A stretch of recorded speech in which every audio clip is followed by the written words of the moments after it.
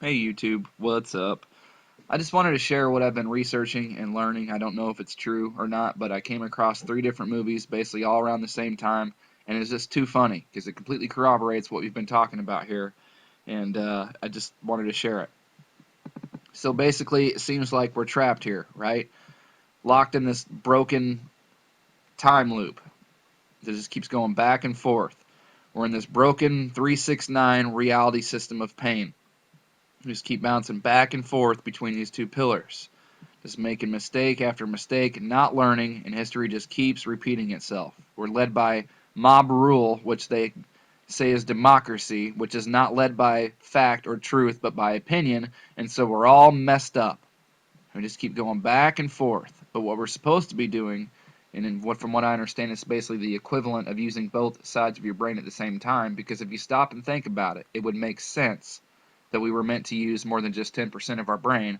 We're supposed to go between the pillars, jump the pillars, go through them, take the straight and narrow path that Christ talked about. I believe they call it the Rainbow Road, jumping the Rainbow Road.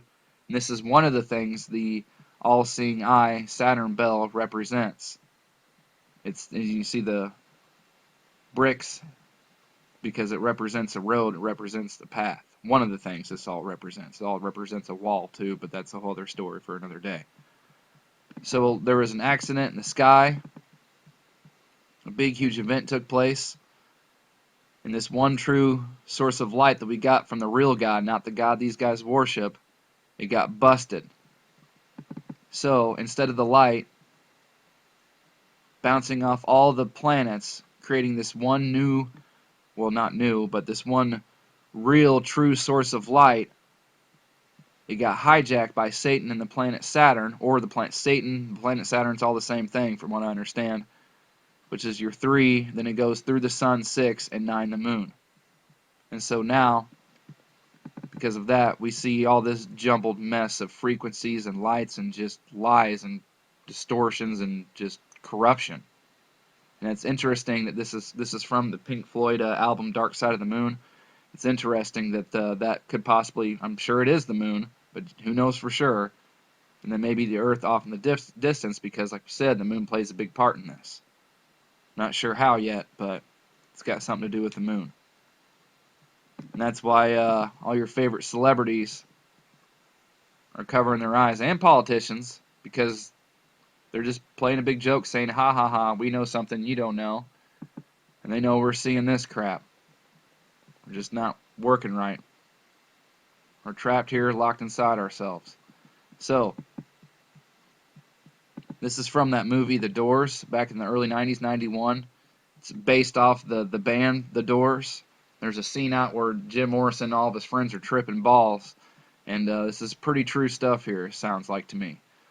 When the serpent appears, his head is 10 feet long and 5 feet wide. He has one red eye and one green eye. He's deadly, and he's 7 miles long. As he moves on his scales is written all the history of the world, all people, all actions, all of us, our little pictures on the scales. God, it's big. And it's eating as it moves all the time, devouring, digesting consciousness, power, a monster of energy. Because they're feeding energy, negative energy, that's what they want, into this whole system, into Saturn, and it's generating this nasty, broken, evil, repetitive reality. I like that. They call it devouring, right? Like a lion roaming the earth, seeking whoever it may devour, right? Sounds like a lion. Now you know where that Lions Club at your local town came from. How about the Rotary Club, right? Just the big wheel, the big gear that just keeps turning over and over again. The gates of hell. Isn't it interesting that he calls the serpent 10 feet long and 5 feet wide, 15, just like at the top of the two pillars at the Masonic Arch. Here's your 96, your Cancer 69, 69, 69 is 15. And then 7 miles long, 7 for the cycles, because whenever Satan shows up, there's trouble. A new cycle begins while another one ends. It's the loop. That's why we ride a bicycle. It's not a bicycle, but a bicycle. And 7 is the completion of things, referring to cycles. So they get down further in this scene here. This guy really breaks it down, one of his friends. I'm in pain, man. I want something from the peyote. I feel the universe functioning perfectly, but I'm still perfectly locked inside myself. Instead of oneness, I feel total isolation, aloneness, fear, pain. Jim, all I feel is pain. Here's from G.I. Joe, the newest one. This is an action movie. Alright, so we got a music biography, and we got a action movie, and talking about Nazi super soldier stuff. Making these super soldiers, right? Did you know that during REM sleep, the human body produces a neural chemical which paralyzes every muscle in the body but the heart and the eyes? This prevents us from acting out our dreams. We have injected both of these men with the synthetic version. They're perfectly awake, they're conscious, they're aware of everything that's going on around them. It's just that they're trapped inside themselves. And what are we always trying to tell our friends and family, right? Wake up, wake up, wake up. Now let's go to a drama. It's called The Beaver, which, hilarious, right?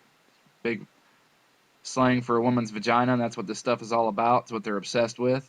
That's another one of the things this thing represents as the vagina. So we have a music biography, We've got an action movie, and now a drama. And if you like those two, you're going to love this one. This is my favorite. This is amazing.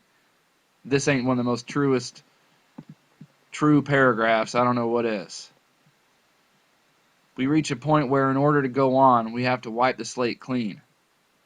We start to see ourselves as a box, like the cube, right? As a box that we're trapped inside, and no matter how we try and escape, self-help, therapy, drugs, we just sink further and further down.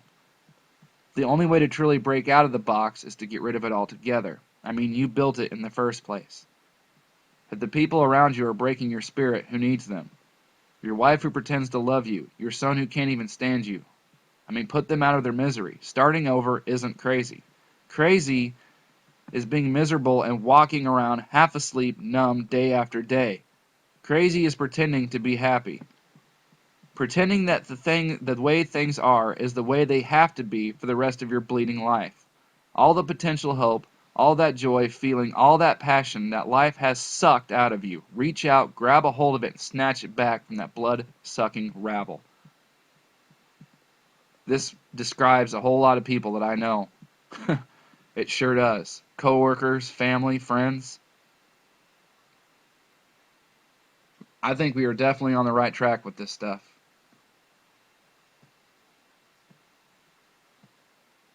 So just keep trying to put this piece together, or this puzzle together, piece by piece. That's all we can do. But I'm really glad there are others out there that are trying to fix it, because this is some true stuff. People would wake up and start realizing that this ain't nothing but a big lie, a big sham. Ugh.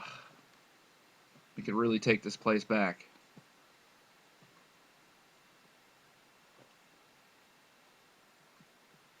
Thanks to my teammates and subs. That's about all I got.